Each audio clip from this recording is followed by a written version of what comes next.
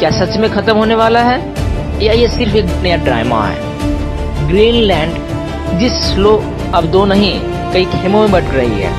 ध्यान से सुनिएगा कि नमस्कार दोस्तों, सब बढ़िया।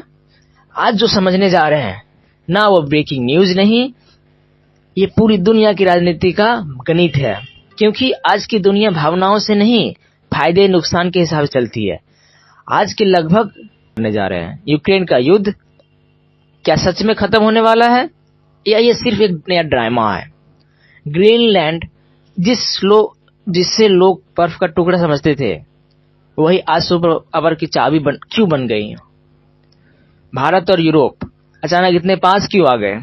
और सबसे बड़ा सवाल, दुनिया अब दो नहीं कई खेमों में बट रही है। ध्यान से सुनिएगा क्योंकि अंत में आप खुद तय कर पाइएगा भारत को किस दिशा में जाना चाहिए। यूक्रेन युद्ध सच है या झूठ है या सौदा है? देखिए, तारीख याद रखिएगा, 23 जनवरी 2026, दावोस। एक तरफ कैमरे, दूसरी तरफ कॉफी और स्माइल। लेकिन बंद कमरे में ट्रंप और जेलेंस्की घंटों बैठे रहे। बाहर पत्रकार पूछ रहे थे, क्या युद्ध खत्म हो गया? अंदर सवाल ये था, कौन जीते, कितना छोड़ेगा? मीटिंग के बाद बयान आया, अमेरिका, यूक्रेन और रूस अबू धाबी में शांति वार्ता करेंगे। ठीक है। जब अब जेलेंस्की ने कहा, बात ना होना बात होने से ज्यादा खतरनाक है। ये लाइन ध्यान से समझिएगा, क्योंकि अगर बात हो रही है तो कोई ना कोई कुर्बानी तय है। अब सवाल आता है कि 2.5 साल से युद्ध क्यों चल रहा? क्या अमेरिका को शांति नहीं चाहिए थी? सच्चाई ये है कि बच्चों, युद्ध तब तक चलता है जब तक उसका फायदा होता है। यूक्रेन युद्ध से अमेरिका ने क्या पाया?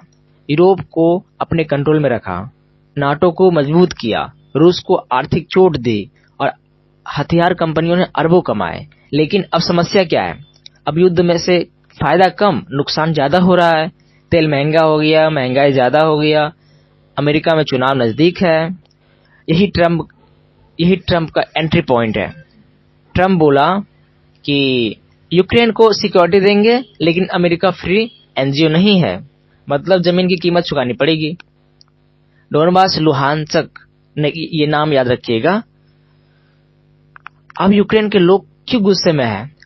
क्योंकि आम आदमी के लिए जमीन सिर्फ मैप नहीं होती, पहचान होती है। लेकिन सुपर पावर के लिए जमीन सौदे की चीप हो चुकी है। अब असली मुद्दा है तेल। अगर रूस नाराज नहीं रहेगा तो तेल सस्ता होगा। तेल सस्ता होगा तो अमेरिका में महंगाई कम होगी, ट्रंप की पॉलिटिक्स मजबूत होगी। अब भारत का कनेक्शन समझिए, भारत रूस से डिस्काउंट में तेल खरीद रहा है। अगर शांति होती है तो भारत को और बेहतर डील मिलेगी। मतलब यूक्रेन युद्ध अब आपकी पेट्रोल टंकी से जुड़ी हुई है। ठीक है। ग्रीनलैंड आने वाले 50 सालों की लड़ाई समझते हैं। अब आते हैं उस जगह पर जिसे लोग अब तक सिर्फ बर्फ समझते थे, ग्रीनलैंड। 24 जनवरी 2026, ट्रंप और नाटो बीच का चीफ का बयान आता है कि ग्रीनलैंड फ्रेमवर्क डील हो गया। अब सवाल है कि ग्रीनलैंड इतना जरूरी क्यों है? 3 कारण याद रखिए। पहला कारण है rare earth minerals, mobile, AI, missile, EV सब इसी पर चलता है। दूसरा है तेल और गैस, बर्फ पिघल रही है, नई जमीन खुल रही है। तीसरा आता है मिलिट्री लोकेशन, आर्कटिक कंट्रोल, भविष्य की जंग में बढ़त। 19 में ट्रंप बोले थे ग्रीनलैंड खरीद लेते हैं, लोग हंसे। 26 में बोले खरीद नहीं, कंट्रोल करेंगे। डेनमार्क को सीधा संदेश देते हैं कि सुरक्षा हम देंगे, फैसला हम करेंगे। अब ये सब किसके खिलाफ? चीन के खिलाफ, जो रिसर्च के नाम पर पैर जमा रहा है। रूस के खिलाफ, जो पहले से सबमरीन मूवमेंट कर चुका है। अब भारत कहाँ है? भारत आर्कटिक काउंसिल में नहीं। मतलब जब फैसले होंगे हम कमरे में नहीं होंगे। कल जब लिथियम निकलेगा, भारत खरीदार न होगा, डिसीजन मेकर नहीं। यही असली खतरा है। भारत यूरोपियन यूनियन का समीकरण समझते हैं, मजबूरी नहीं ये मौका है। या मजबूरी ही नहीं, यह मौका है। अब भारत पर आते हैं। 24 जनवरी नई दिल्ली, यूरोपियन यूनियन के बड़े नेता गणतंत्र दिवस से पहले भारत पहुंचे। संयोग नहीं है या अमेरिका ने क्या किया? मतलब साफ, पहले में। अब यूरोप को क्या दिख रहा है? चीन पर भरोसा नहीं, अमेरिका भरोसेमंद नहीं। ठीक है। अब तो विकल्प में क्या है भारत को क्या चाहिए? निवेश, टेक्नोलॉजी और एक्सपोर्ट मार्केट। एफटीए समझिए, 2021 से अटकी डील अचानक तेज क्यों हो गई? क्योंकि दुनिया रिस्क बांटना चाहती है। अगर एफटीए साइन हुई, भारत का एक्सपोर्ट $100 अरब से ऊपर होगा, लेकिन यूरोपियन यूनियन बोलेगा human rights, carbon tax.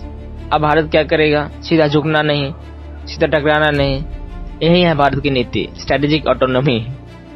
BRICS versus NATO, cold war 2.0 समझते हैं। अब पूरी तस्वीर जोड़िए।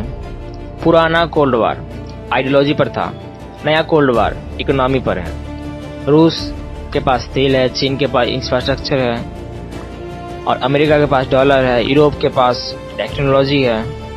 आईएमएफ कह चुका है ग्लोबल ग्रोथ 2.5%, मतलब केक छोटा हो रहा हो, लड़ाई बड़ी।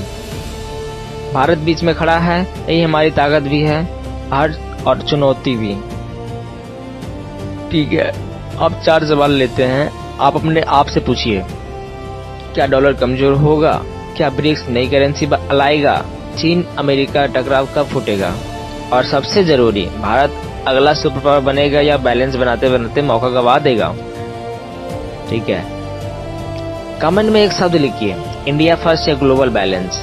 अगली क्लास में बताएंगे इसका असर आपकी नौकरी, बिजनेस और महंगाई पर कैसे होगा। जय हिंद, जय भारत।